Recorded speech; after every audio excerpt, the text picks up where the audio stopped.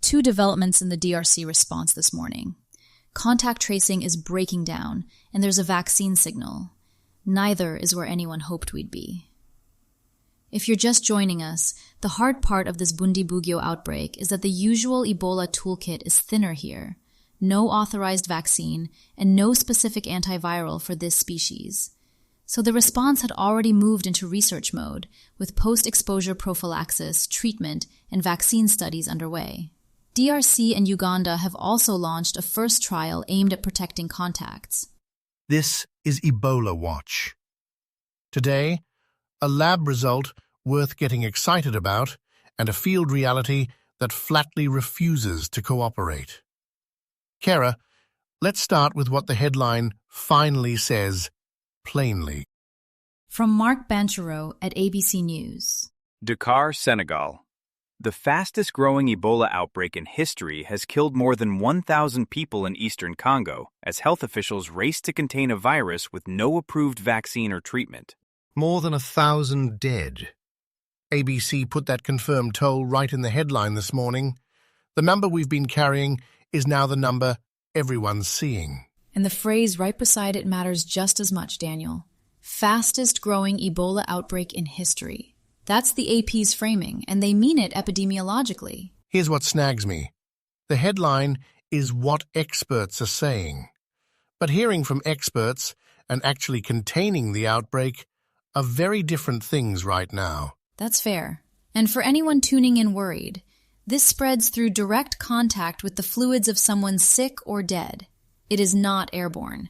Keep that in mind as you hear every scary number today. Right, and I don't want reassurance to paper over it. 1,000 deaths in the fastest-growing outbreak on record means contact tracing isn't keeping up well enough to break transmission. That's what sticks with me. Here's NPR.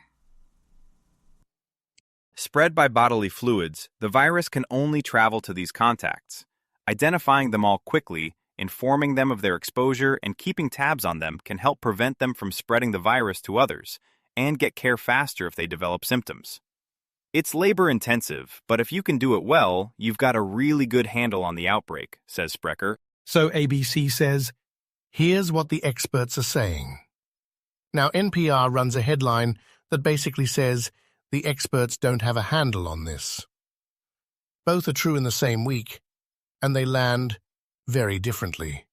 NPR is specific about why. Contact tracing. Armand Sprecher at MSF lays out the logic. You find a sick person, ask who touched them and who cared for them, and try to get slightly ahead of the virus. In the DRC right now, that chain keeps breaking.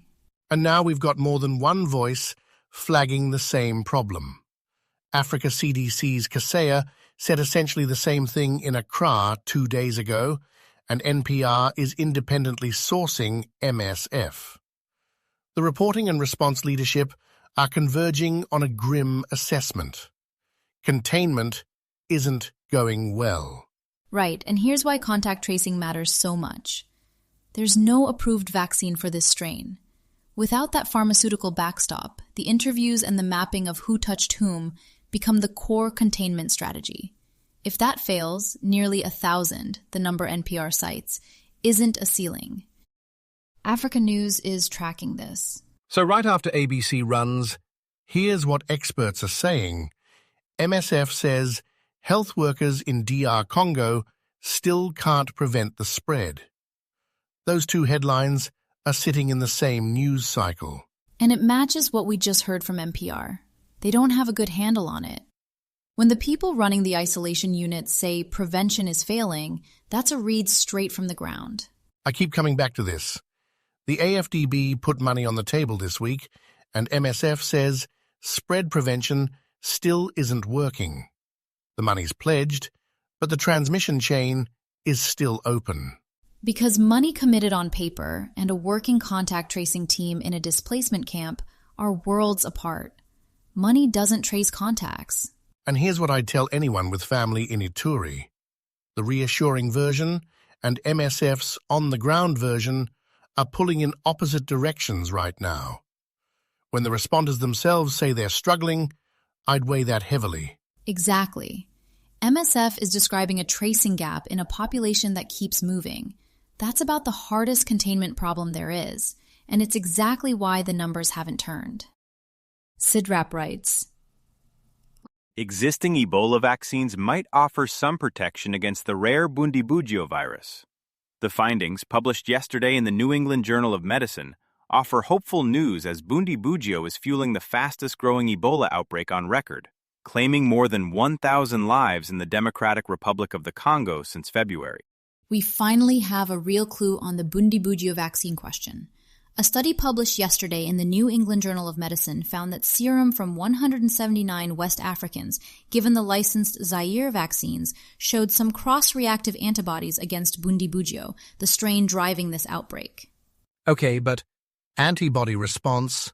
Slow down there, Kara. An antibody response doesn't automatically mean protection, right? Right, and the paper is careful about that. 3 months after a single Ervebo dose, the Bundibugyo response was roughly 8 times lower than the response to Zaire. That lab signal doesn't tell us whether people in Butembo are protected. So for someone with family in Ituri right now, this changes nothing this month.